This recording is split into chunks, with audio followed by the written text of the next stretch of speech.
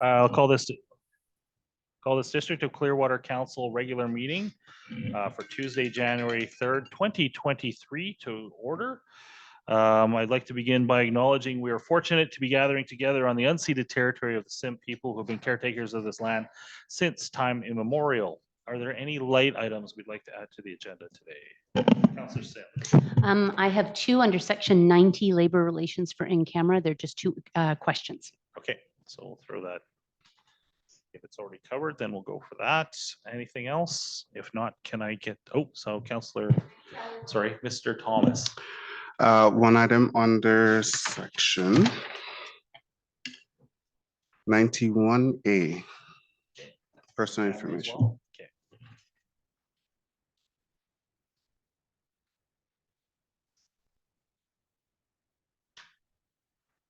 Okay, thank you. So motion to adopt the agenda with late items. Somebody move that, second that. Moved by Councillor Frizzle, seconded by Councillor McKenzie. Thank you. All those in favor? That passes. No any declarations of conflict of interest on today's items. I see we have Director Zhao online. Is there any, are we expecting a presentation from him or is he just monitoring? Okay, thank you. Welcome, Director Zhao. Any delegations or presentations? Not at this point. Adoption of minutes of council meetings for December 19th. Are there any errors or omissions or would something just a clarification? I was just wondering, and I'm so sorry to have missed that. Is the line painting item? I wasn't clear what that meant. Line painting item under, sorry? In the minutes. So page 5 to 9, there was a motion. I didn't to cover up the lines. I didn't know what the plan had been for that.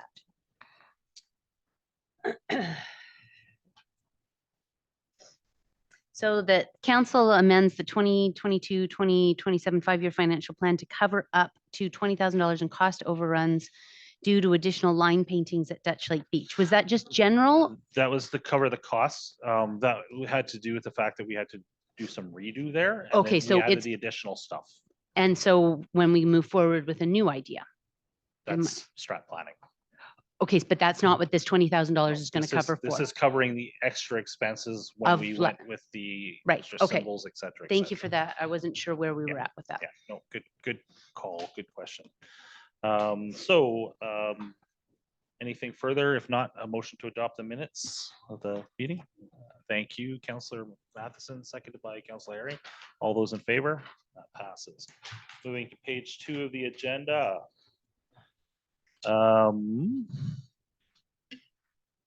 No minutes for committee meetings, no development and zoning, unfinished business. We have the items as usual for tabled items. Anything that anybody wishes to bring forward at this point? Councillor Sim? So we'll start maybe in order, but the website refresh, this is a report from January of 2022. It seems to me that original pricing has come and gone. So is it back on, or should we just say we're not doing anything with it? Like we could drop it off the table and then move it, talk about it again in strategic planning. Yeah, at this point in time, I think that because the offer's dead, some of the comparisons, I would move that we remove that from the table. Remove it. So we're actually just not moving forward with it. So I don't think we actually have to make a motion on that. Well, how do we get rid of it? Motion, please. Yeah. Okay. I move to remove it from the table staff from an action item and cancel. Cancel it. Entirely. Okay. And seconded by Councillor Herring. Any further discussion on that? We'll take it in. Obviously, this will come up again in strategic planning, I'm sure. Okay. All in favor of that motion? Thank you.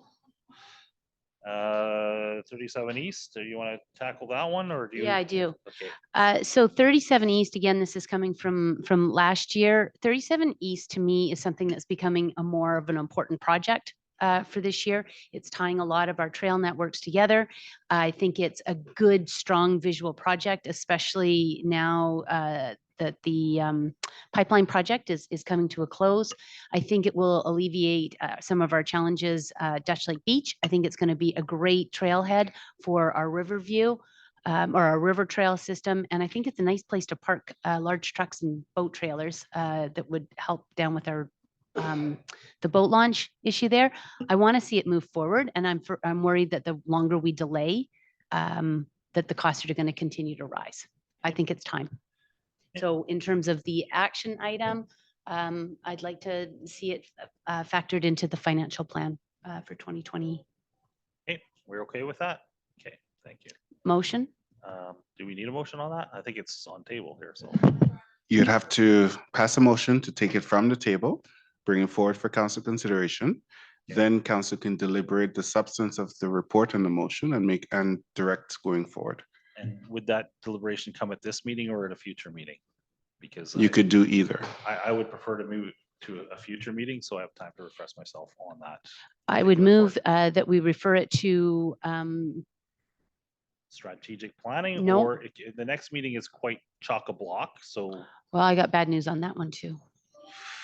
Okay. Well, that's it. That raises a really good point. So I move that we would move it into the budget process with the additional request to have an updated information on where we are with 37 East. So that this information that the costs have gone higher as a year ago, where are we at now? I think that might take a little bit of time. to That's why I'm actually- saying, Yeah, so I mean, I don't even think we could make it for the next meeting. no, that's okay. That's why I didn't say, I just said to include it in the financial Yeah, planning. okay, so I was, No, I'm okay. I got other stuff I for was you. sort of insinuating, so you have more bad news for the next meeting, I do. not related to this. Okay. So what does staff need in order to?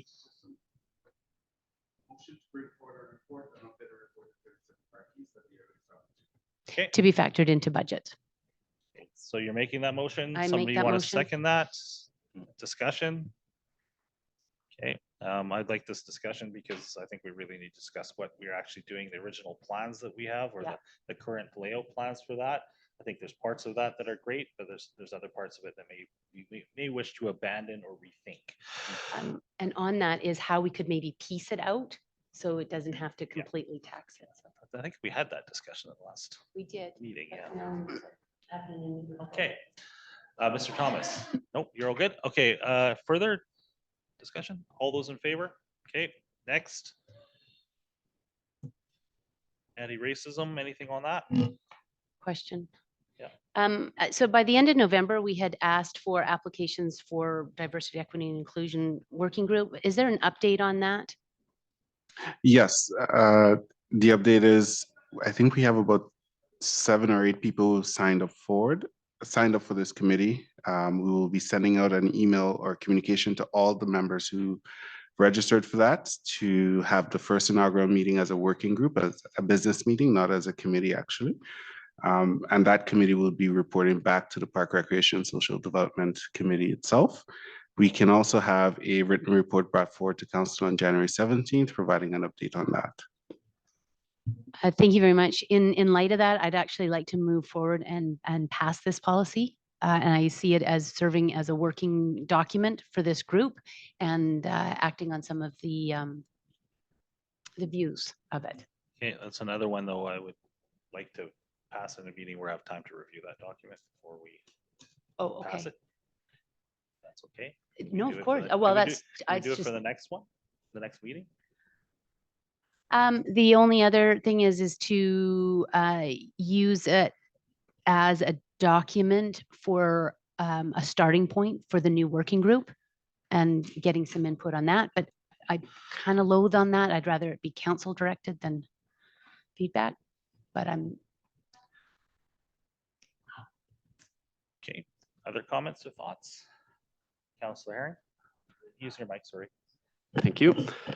Yeah, I'm kind of half on that because I don't know enough about it. And I'm wondering if the members of the committee might know more and be able to inform the policy better than I could. And that's just where I'm sitting. I don't know how the rest of the group feels about that. Well, I'm wondering if the committee or the people could have a draft of this policy so they could look at it and see what they're actually, there might be Yeah. something there that they see that should be changed or added to. So even if it's just a draft, they could still have some input into it. Further? Just the fact that it is a policy and policies can be changed. It was crafted by a law firm. It is something that's going across BC. It is a starting place. And I think that as we grow and develop as a community, it's a starting place. This isn't concrete. It's Yeah. just a policy. I have no problem with the working group or whatever is it a working group? Is that what this is? So working group having access to this draft policy, that I don't have a problem with. I just want to pass it in a meeting where we've all had a chance to go through it. And absolutely, I was going to actually make that exact same point. Lidstone and Company came up with this. Mhm. They handed it out to all municipalities in British Columbia, and I think Alberta as well, judging by where some of them are based, as a freebie template for everybody to have, which is quite fantastic. 'Cause for us to develop that on our own would have been quite substantial, and it's been, and Lidstone is a rock solid in these types of things. The stuff that they create rarely ever is challenged. Councillor Sim, further? Yeah, so I'll make the motion to refer it to the Parks Committee for discussion. Somebody want to, Parks Committee? Is that where it Well, falls? it's parks and social, and I need actually cue cards. That's right. Thank you. Standing committee. Okay, so that motion, somebody want to second that motion? Okay, thank you. Further discussion? Yeah, Councillor Frizzle? Just one question. Within this policy, I noticed District of Clearwater has been added throughout. Has there been any other changes specific to Clearwater, or has it just been the names added? Nothing substantive. Yeah, I don't think we've strayed too far into it yet, but I Yeah. mean, that's part of the reason that we have this working group. That if there are things that need to be tailored to the specific culture of our region, or things that would have a special cultural sensitivity around here, I think that that's great that we're having this discussion. And it's an educational point for everybody involved, so. Okay, anything further for comments? If not, all those in favor? Thank you. And Lyle gets his Tylenol. All good time. And then the last one on here is, oh no, we have two more. Sorry, sewer services. Anything on that? This is related to Clearwater Valley Road, I believe. Is that correct? I think we're still, I don't think there's a need for action other than strategic planning on that one at this point. You can go ahead. So my query on this is that I was trying to see where it would fit into the infrastructure master plan, and we did have True Consulting do a review of the infrastructure master plan. So I wondered if there was some comment from staff on where it fit into that. I don't recall this specific initiative being considered at the time. The direction for the infrastructure master plan update was limited back in 2019, 2020, when it was completed in 21. The direction given was to focus on, I believe, water and sewer, not everything else as part of that project. This particular report came forward because of a subdivision application for 444 Clearwater Valley Road. Valley Road? Yes, Valley Road. And as part of that project, we were looking broader because this is a service area level 1 on the implication for that particular project. Right. So with that, the other thing is, I think, and I appreciate the fact that the next agenda is looking to be fairly meaty, and we need to bring sleeping bags. But we don't have an infrastructure meeting until February the 1st. We have 5 infrastructure meetings over the course of this year, 3 of which are outside the budget timeline. Infrastructure is going to be one of our largest costs. We haven't spent a lot of time looking at the infrastructure master plan just yet. And I'm wondering how council feels about our attention on it and how we want to tie those conversations into budget and the importance of it. And I think that's part of the reason why we have to do strategy. To this particular item here, Mhm. this is driven by subdivision That's right. proposals. There are related needs along that corridor that are part of the infrastructure master plan, like twinning water lines and things from the reservoir and that sort of thing that are not related to this item that is a tabled staff report. Yeah, we need to do a lot of things. Can we do all those things in this short amount of time? That's why we have strat planning meetings and things like that. I think we have to decide what's essential in a month, in the course of this next calendar month, and what can actually wait 6 weeks or 2 weeks or 8 weeks. And I really don't know if this is doing that right now at this table with no notice of that is the appropriate. I'm way not to do it. suggesting we do it today by any stretch. Yeah. At all. Yeah, It's but too even big. making the decision to move forward right now and prioritize that, No, I would rather have a little bit more time. Councillor Herring. Yeah, I'd like to see this move to the strat planning conversation entirely, because I think we have to balance a lot of competing things. And my understanding with this application was that we've kind of like this particular subdivision file, we've tabled that. I don't think that the conversation should stop on this. I think that's just strat planning, because that's a very big conversation. I think you're right about infrastructure, though. Absolutely. It's got to be a priority. just Yeah, to loop Councillor around, Sen. and it is not to suggest we do that. It was to look at this project in relation to the entire infrastructure plan. Yeah. So if I was misunderstood, certainly not to drop that kind of a bombshell. It's just that Yeah, our infrastructure master plan is quite a comprehensive document. We haven't looked at it for a while. And where do we do that? Because we've also got a number of projects slated throughout the community. Is that strategic plan, or is that the infrastructure committee where we address that? I'd love to hear from council.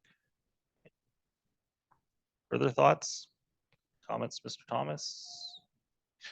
Part of the budget, the draft budget that was brought forward in December, we actually went through as staff the infrastructure master plan, the road strategy, and several other of the plans on the books, scrubbed all the projects that we were able to find through those plans, placed them in the 5-year financial plan, which came forward, which, for example, in 2024, we have Clearwater Valley Road supply main construction, which is derived directly from the infrastructure master plan. So all the projects in that plan has come before council. Whether council wish to have more substantive discussion about the plan itself and sequencing when those projects takes place, that can happen in strategic planning or through infrastructure committee of the whole separately, for sure. But if I understood the question correctly, the infrastructure master plan has come before council in the context of budgeting discussions. And I appreciate that. I think it's the comprehensive overarching, because one of the things that came up in this particular item is it was an economic development initiative. So I'm trying to piece it together so we actually have a clear direction. Does everybody around this table have a clear direction about how the projects fit into our community's growth? I don't. Yeah, I mean, I get it, but we're also chasing developer-driven opportunities versus a strategic plan. When we're talking specific to this item that's tabled here. So you're right, we do have to have that broader conversation, but we also have to have the broader conversation with people out there that want to do development, say what is their intention over the next few years. To guide that, in a sense, we have ideas because of stuff that comes in through subdivision applications, building permits, everything that comes in through planning. And a lot of that we can't talk about because that is people's business. It's confidential at this particular point. So planning and staff have an idea of where development is headed in this town. But where our role could be to where we prioritize that. Yes, and I agree with you. So we have an infrastructure planning and development working group that we had actually voted in December of 2021. Now, we haven't necessarily activated that, so maybe that's something we want to be looking. But to this point, I would table it to infrastructure. Further comments or discussions? CMHA presentation, anything on that? Now, there's nothing under 11.2 mayor's reports, Christmas holidays, did a bunch of stuff. No report. Councillor Pratt.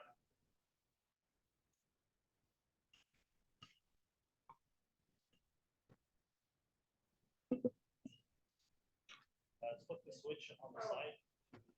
Forward. Hello.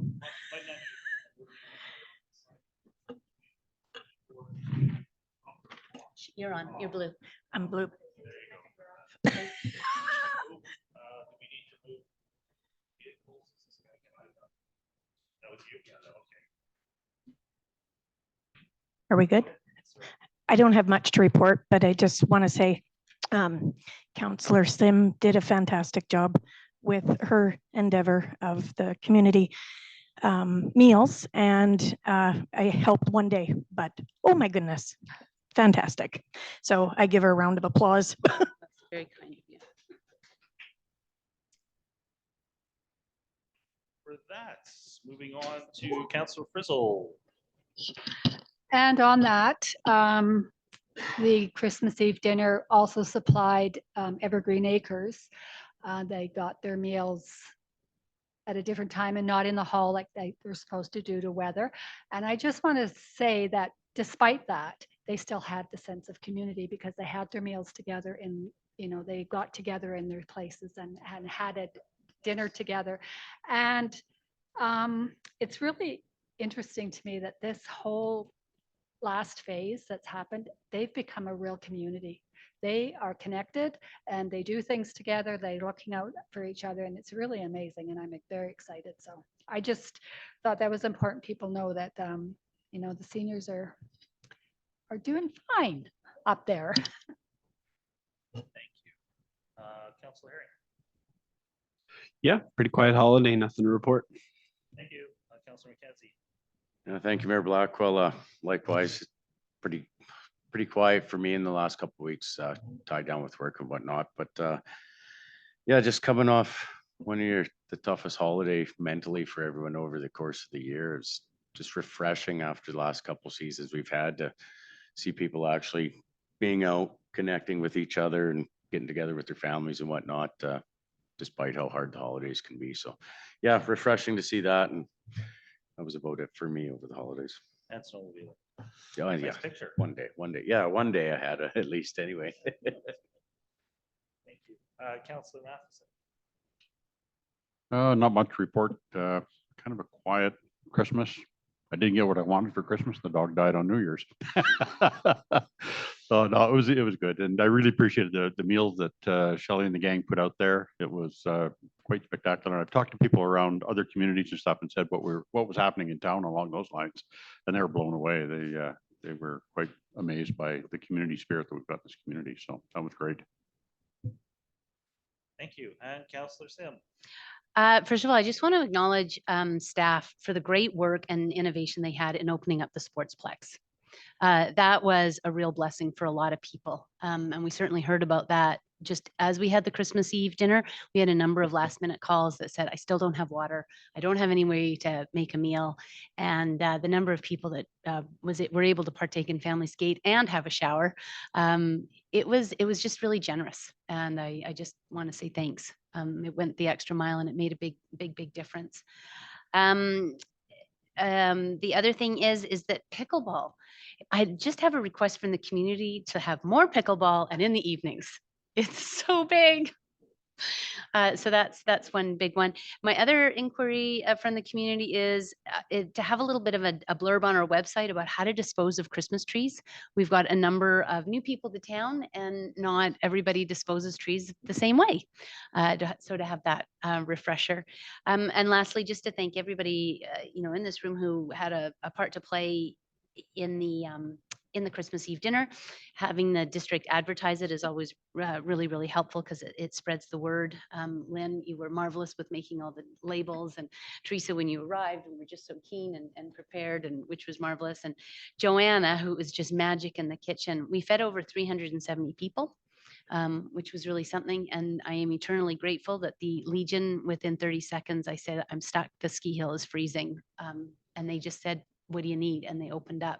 And I think that again speaks to the power of community, is that we are here for one another, and it's not necessarily going to come from external assistance. It's going to come from who we are in our relationships, which was very powerful. And I know that there was a lot of people who would hope to have a sit down meal together, but what we did see with the 3 days of volunteers is people being grateful to be together again. Thank you. Any questions or comments on that? Oh, excellent job. Yes.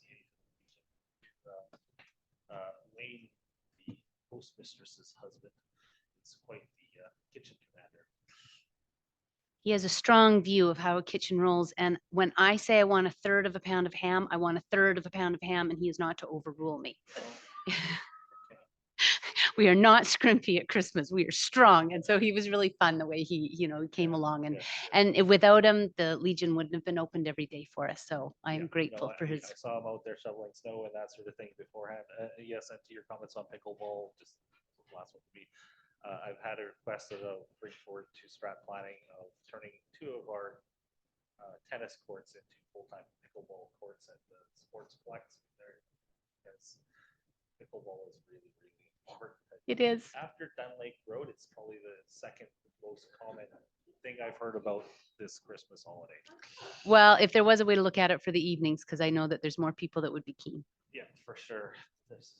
Yeah, it used to be curling was the massive passion, but I think pickleball is starting to ease that out. Never mind. Anyways, thank you for your reports. Moving on, new business staff reports 15.1. Staff speak to that.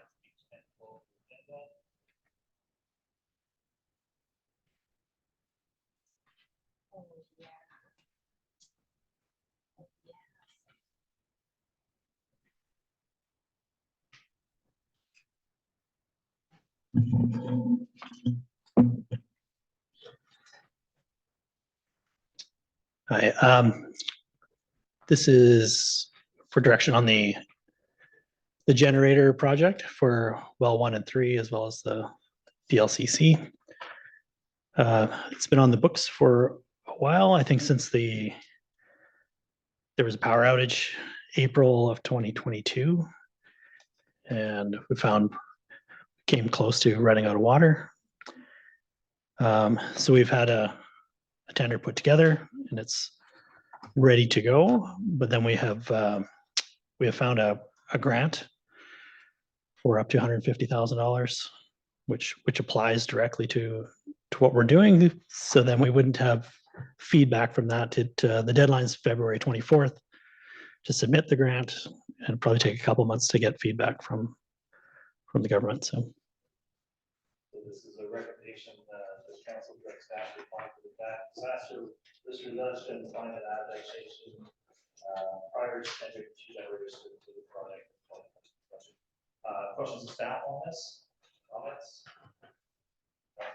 So I'm just wanting to make sure, are we including the 2 generators in the budget process regardless?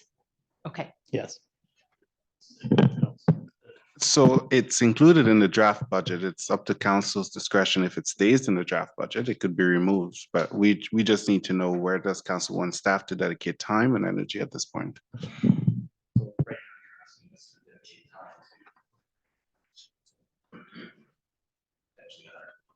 That's correct. Or if time is of the essence in council's mind, we don't have to wait for the grant application process to conclude. We could just go ahead, issue the RFP, award a contract ultimately, which will come back before council. And the understanding of that is the full cost would then be up to the district rather than having a potential portion covered by a grant instead. So That's the distinction. would we be required to delay tendering if we were to wait for the grant? Or the grant potentially be accepted? We certainly cannot have the process started prior to the awarding of the grant itself, because those costs will not be eligible to be covered by the grant. So, Councilor Herring. So I'm just curious, is there a way to break it in half and apply with the second half of the project to the grant or something like that? Because if it's $150,000, I'm wondering if we can proceed on the half we pay for first, or if that's how it works, or if it's matching dollar grant. The one generator or two generators? Yeah. The short answer is yes, but there is a caveat to that answer. The grant for well 1 and 3 would probably run about 100,000 or less. The grant for this building requires three-phase, a larger size grant, higher capacity because it's a larger building. And this portion is what we're hoping the bulk of the money will go towards covering rather than the well 1 and 3 building. Comments? Councillor Atkinson. What is the timeline for the grant? The deadline for us to submit is February 24th. And from talking to Wiley, she said it would be 60 to 90 days before we would hear back. I have a question. Yeah, Councillor Singh. Is this a provincial or a federal grant? I believe provincial. And so supplemental to that is I'm wondering, has anybody been able to touch base with our MLA to get some feedback on maybe some of those timelines? Often they've got some back channels and that might be helpful as well. I mean, I know there's a grant till today, but I can only ask. But yes, further comments or questions? I think this project is a high priority. I think it's probably one of the highest priorities we have for urgency because of so many things that it covers: fire flow, water supply. I'm cautious about the length, however, potentially $150,000 in grant funding in an area where grants are quite. There's a lot of funding right now for environmental climate change grants, is what I'm trying to say. I think once submission, I think we should go forward with submission. I don't know all of that. I think once we see how oversubscribed this grant is, we may decide to make a decision. If this grant is 3 or 4 times oversubscribed, that's a relatively acceptable risk. If it's 8 or 10 times oversubscribed, maybe we want to make a different plan and break this up. We should know that fairly soon after submission of the grant as to how the applications can get moved over. Councillor Seth. yeah, just to that, I think that's even more of a reason for you to maybe touch base with our MLA, just to have those conversations and maybe to help push things along, for sure. Okay. Councillor Massive. Just one question. I noticed it's about 15, 16 month delay. Is there a contingency plan in place that something should happen in summer with fires or floods or whatever, that we would have that backup power? That would require us to do what we've done in the last 2 summers, which is talk to various contractors who have those equipments and either put one on standby or arrange to have one in an emergency. Last year, we didn't have that problem because we had more flooding risk problem than fires, but it depends on the season. Oh, no. So that raises a good point. Would part of this RPF go out to local tendering? I mean, I'm just wondering now as the pipeline project winds down, would that be something that's available locally? The RFP would go out to the public. Okay. Everyone will have access to bid on it. It will be on BC Bid, it will be on our website, it would be advertised on our social media pages, etc. The issue of whether the equipment is available is based on pipeline or other companies. It's hard for us to assess. I know the pipeline project is winding down in Clearwater, and arguably the equipment associated with that is being transferred to other sections of the pipeline as well. So I wouldn't be able to comment on that part.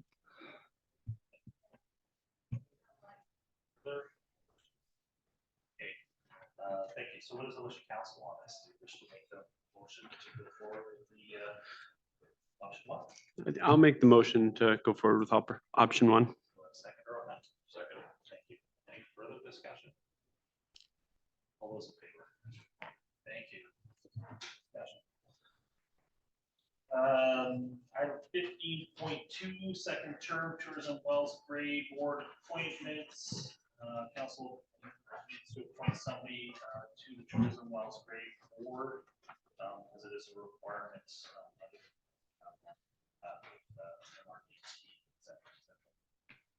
So I think you, Councilor Frizzle had expressed an interest in this. That was just For this term. So this one is covering second term, July 1st. And so Councilor McKenzie expressed an interest in this. Is that correct? Yeah, that's correct. I will Does jump on anybody board else with that. wish to Take it for a second term. You're all gonna probably get a chance at it. But, we're okay appointing Councilor McKenzie for the July I have 1st. Councilor Sim? So their meetings are generally lunch hour meetings. I don't know, your alternate? They have changed that because they could get more people out in the evening than Okay, at great, lunchtime. thank you. That's correct. Okay, would somebody like to make a motion that council appoint Councilor McKenzie to Wells Grave Board? Thank you, Secretary. Thank you, Councilor Bratton. All those in favor? Excellent, thank you.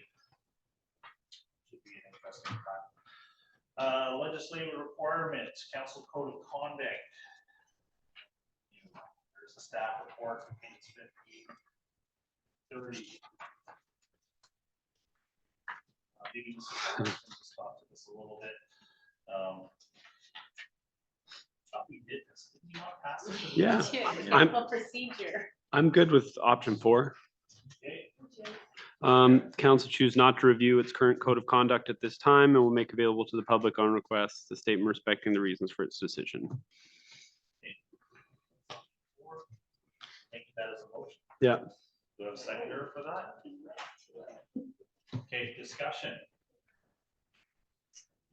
Councilor Sim. Yeah, I think that that's reasonable because we did spend an awful lot of time and CAO Thomas had really walked us through a number of things. And I think it's just, we really dissected that. Yeah. So Line it by was line, good. if I remember correctly. Line by line by line. And it was a really good exercise. I think it covers it all. And I think for Councillor Matheson and Councillor Bratton, it was something that had been included for some of the inauguration. And if you had any questions about it, then it's probably something we could chat about. But I think we've really done our due diligence in this case. I would agree that due diligence was done in this case. I also think that we're gonna have the opportunity to watch other councils around the province evolve and find the holes or the nuances of this that they want to add or subtract from it. So I think, as Councillor Sim has stated, we did our due diligence on that. So that's a good one. Any further comments or questions on it? All those in favor? Thank you. That is passed. Item 15.4, business bylaw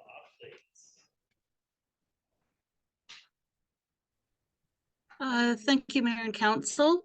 What we're looking for at this time is we are in the process of wanting to update our business licensing and regulation bylaw. We are looking for some direction and information from council on areas of concern that they have with the current bylaw, or if not necessarily areas of concern, but areas where they'd like to see some improvements. Within the update that's been provided, I have a couple of questions regarding, as an example, the business types listed on Schedule A, and looking at some definitions. The example I've given is around home-based businesses. The current bylaw doesn't address that, so we need to add some sort of meaningful definitions for the activity that's currently going on within the district and for future growth and development.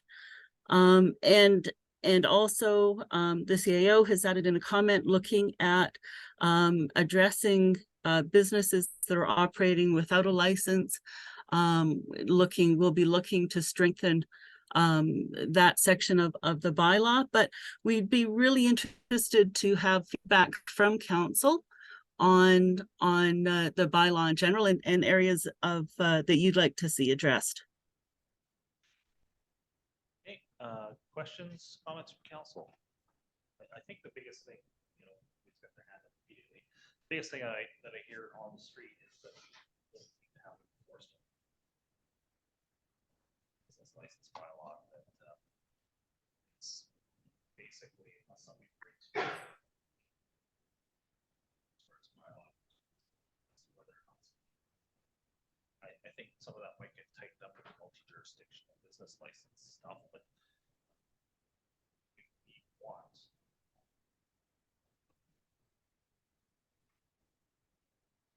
balance business license. Want to make that part of bylaw.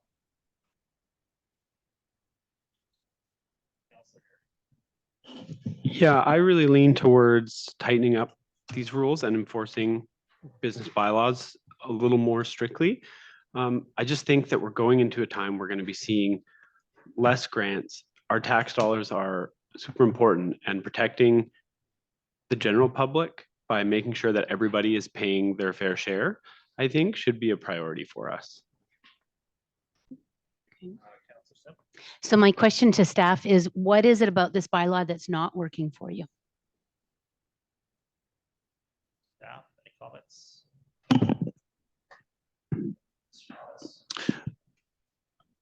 It's there are some areas of this bylaw that if we were to apply it and was challenged in court, it is likely not to withstand legal scrutiny, and that would further expose the municipality. And so the interest driving the administration forward with bringing this forward is we can't enforce something without understanding the risk to the municipality if it's enforced, whether or not it will withstand legal scrutiny. As an example, the RCMP has the legal jurisdiction to enforce laws, and in certain cases that it extends to bylaws. However, in the Yukon, as an example, they have indicated they refuse to enforce a bylaw without having certainty about its review process and making sure that it will actually withstand scrutiny.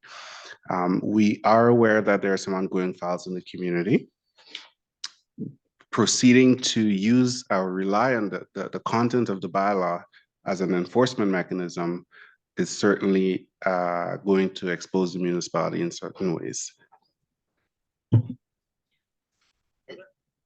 Yeah, so I don't understand any of that, I have to tell you.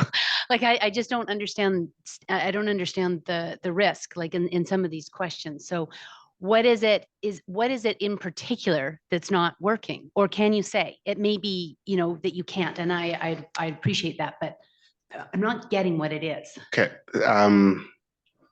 I would prefer to elaborate more and give more precise examples in camera. With respect to the other question of, say, due diligence, the District of Clearwater, in practice, observable practice,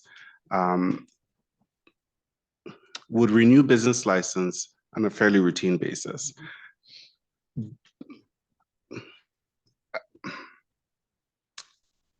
That's a risk to the municipality.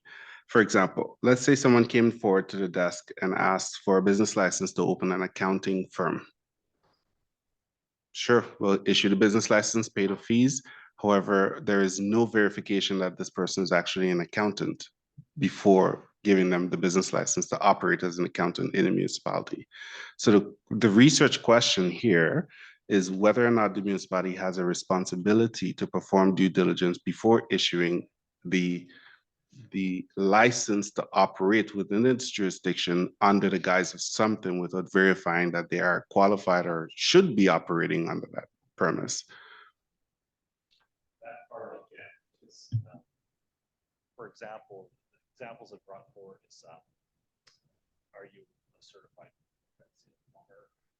The one that comes up often because it requires another government organization, which is Secure Health, is you have a certified kitchen service business. Are you regulated? Are you following the regulations of the Interior Health Authority providing food services?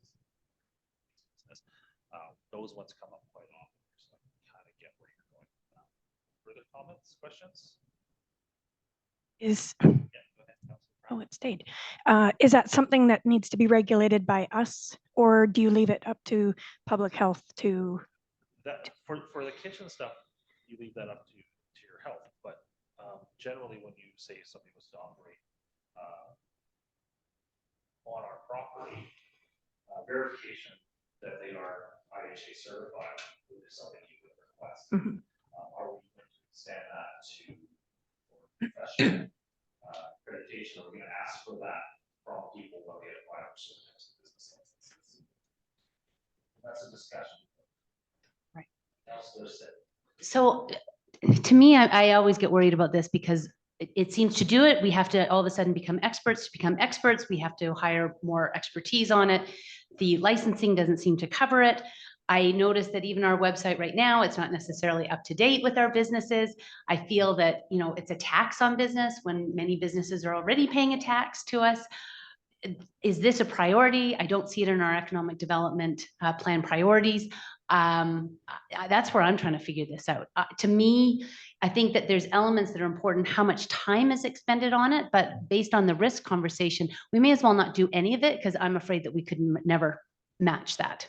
Like, how do you check all the boxes?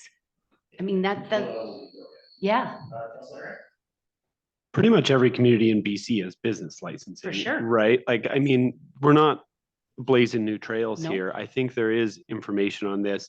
I think if we just need a quick update to these bylaws to be in touch with the most recent legal advice, that makes sense to me. I don't think we need to rewrite, you know, all of our business licensing process. I think we can check in with other communities that do this much better than us at a larger scale with dedicated staff and find out what we can pull from them and use it here. That's my take on it. Further comments, questions? Without actually being asked of anything, decision of council to be on this one. No, it's a direction.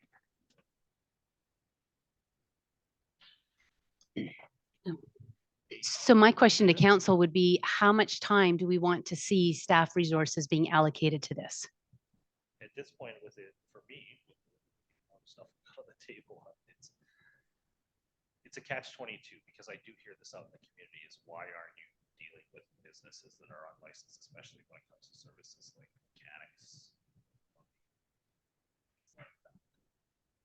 We do, in some sense, have a responsibility to the businesses that do play that are fully certified. So they are asking us.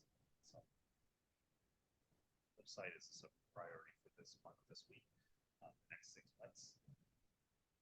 Unless there's something dramatic out there that I don't know. I have a problem tabling this. Further? Yeah, my other thing is it would be difficult to delve down on this and make it more challenging before we got our ducks in an order and before our website was updated and we actually were accountable to the businesses that we do have. Like, there's got to be, I think that the sentiment is correct, that what are you doing about those businesses that don't? The flip side of it is what are you doing for businesses who are accountable, and certainly refreshing and certainly making sure that we're doing our part in highlighting them and how we work with our website and our directory. Other thoughts, comments from council? I don't think we have direction at this point. Do we not to do anything with it? That's mine. Okay, but I'm sure we'll have more of this conversation in the next little while. So I'm sure there's more to it. Grant and aid. Moving on to that. Oh, just a minute. Sorry. So we need some Sorry. direction. Is it tabled? Is it, what's the direction of council? Council likes to table this. I move to table this until another time when we can put it into a work plan structure and priority system. That's not a motion, that's just table. And we can, you don't need to make a motion to table it, do you? No. Do you? Yes, you do. We do it so little. Well, Anyways, so you're making a motion to table it. Yeah. Somebody like to second that motion? All those in favor? Grant aid 2023 program, there's staff, of course, 33.90 Gates. Line there right now, let's staff speak to this, but it's sort of specific what that was asking of us.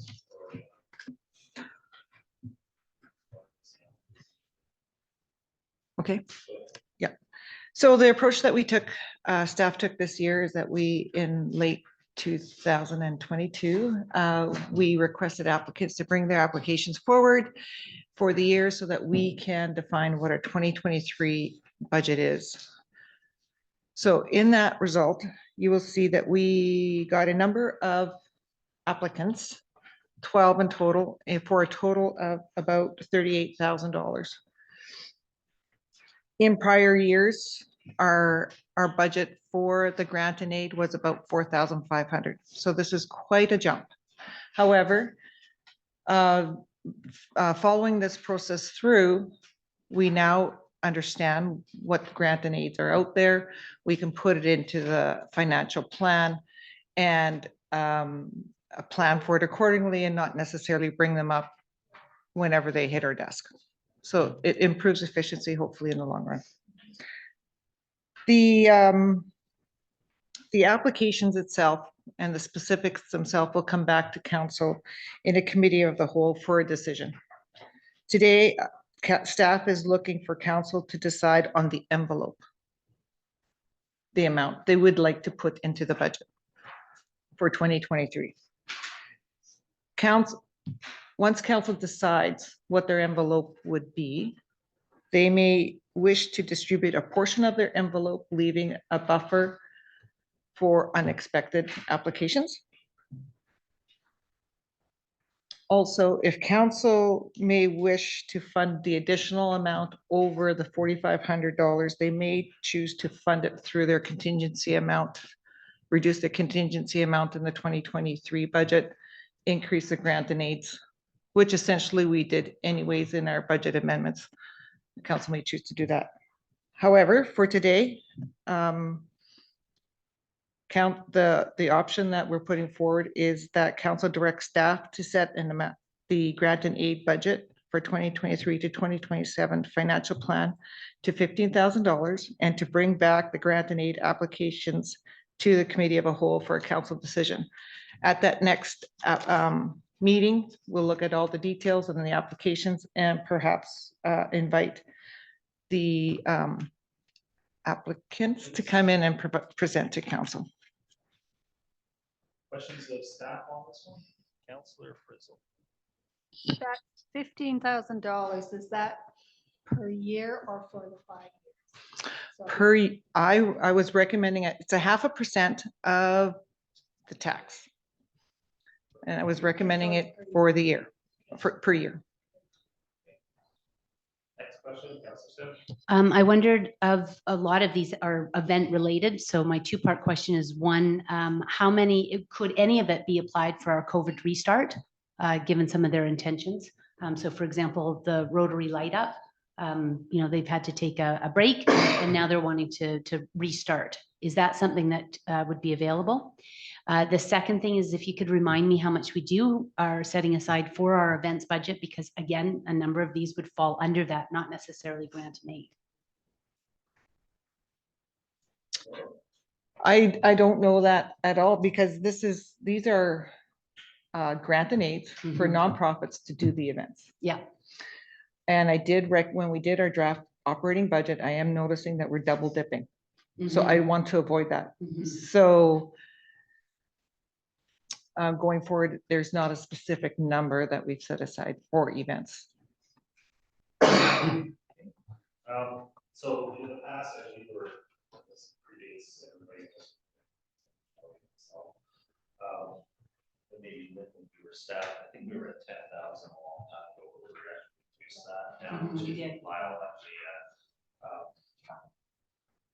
5, because it were basically target the budget. Getting as many requests as we force things like that. We're getting requests. I'm noticing that actually some of these budget requests for force as well. So what do we want to do with this?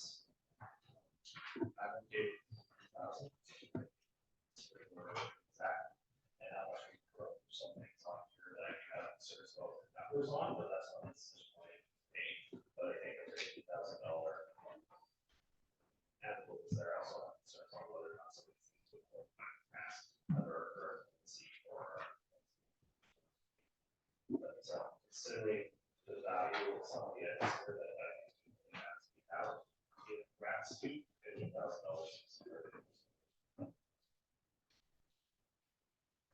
Comments? Yeah, I almost wonder, because we haven't discussed an event, which a lot of these seem to be, like the lively arts, for example, is it really grant and aid? That's what I learned, is I thought, oh gosh, I wonder if there's room to modify our grant and aid. That struck me as that we were a bit vague, and that was one area of potential growth for us to do better on. So I'm looking at, do we do $10,000 and then refer some of these applications to an event budget? Mhm. Would we be granting or would we be contracting those services if we were to directly give funds through, through the best budget? Contracting that, It- would that be an issue? Would it have to go to It would be a, tender? yeah, it depends on what the value is, but it would be a service agreement if that's what you choose to do. So granting, when you grant monies, you're granting it for a specific purpose or an event, or sometimes it's for operations, although I don't know if that's likely what you want to grant money for. But And then yeah, what- it would be like a service agreement if you, So what's the retaining? well, yeah. So what is the, Like me. this is where it gets money. We are doing an agreement like that. Does it have to go up to tender? Does it have to go up to multiple people?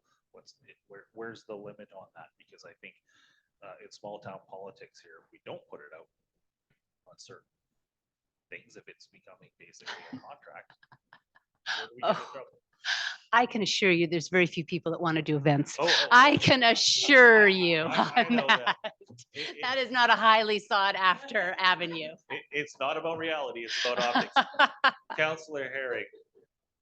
And I think, to be honest, like, I'm kind of on the side of I don't want to do events, like, as a district. I think that having that as part of the grant and aid program to let community groups do that allows us to select on the basis of, are they a nonprofit? Are they in the benefit of the community?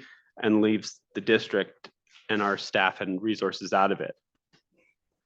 I think another point on that one is that it allows, doing it grant and aid, it allows these societies, these nonprofits, to pay for other things like insurance that covers them for other events and things like that. That's one of the reasons I support the Councilor Avilo. This is the seed money that helps these other groups operate. I agree. Okay. Good conversation, good questions. Further comments or thoughts? Okay, I can't make a motion here, but if somebody else would like to make a motion. I'll make a motion that we have a budget of 15,000. So Option one. Seconder on that. Councillor Matheson, all those in favor? Thank you. Thank you for the work on that. I read the next conversation. What we actually do. Correspondence, response required. Silga, call for resolution. If we want to resolve. And we might as well through the next one is call for nominations. I know what Councillor Herring had interested in potentially that one. Yeah, I think I'm gonna contact the email address and see, because it might be interesting to have a voice on Silga. The other thing is, maybe as part of our strategic plan, we should come up with some ideas for resolutions. Yeah, I think things will come out of the woodwork. Silga is where they get started. They move from Silga to UBC. Resolution that fits sort of. So I think Clearwater has been the pointy end of the stick on a lot of things. So I think we have a lot of issues. So you'll deal with that one. Okay. And if you need nominations, signatures, or anything, I'm sure Steve will probably be good for that. No correspondence information items, no notice of motions, comments from the public, questions from the public. Questions not for you, Annabelle, anything? Okay, thank you.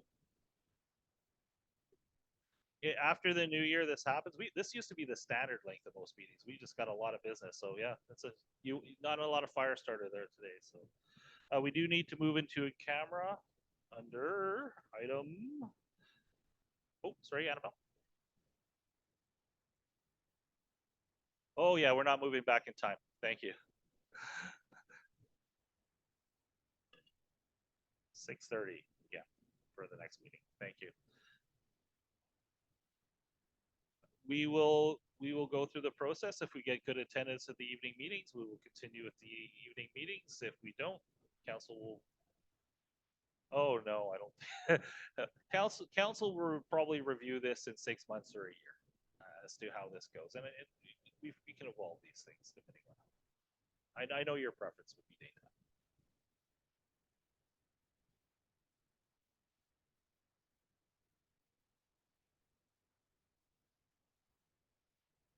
And that's the way it sits as of now. Council can amend that if we so decide that it's not working or other things come up. But at this particular point, that's what we have said. So, but yes, we will be monitoring this experiment for a while. Okay, recommendation of the council be closed to the public pursuant to sections 91 and 91A of the community charter, discuss matters pertaining to personal information about an identifiable individual who holds or is being considered for position as an officer, employer, or agent of the municipality, or another position appointed by the municipality. G, litigation or potential litigation affecting the municipality. At K, negotiations related and related discussions respecting the proposed provision of municipal service that are at the preliminary stages, and that in the view of the council could reasonably be expected to harm the interests of the municipality if they are held in public. Can I get a mover to second? Oh, sorry. And C, per the amended agenda, labor relations and other employee relations. Okay, somebody wants to move that one. Seconder, please, all those in favor, and we will take 5 minutes. Thank you.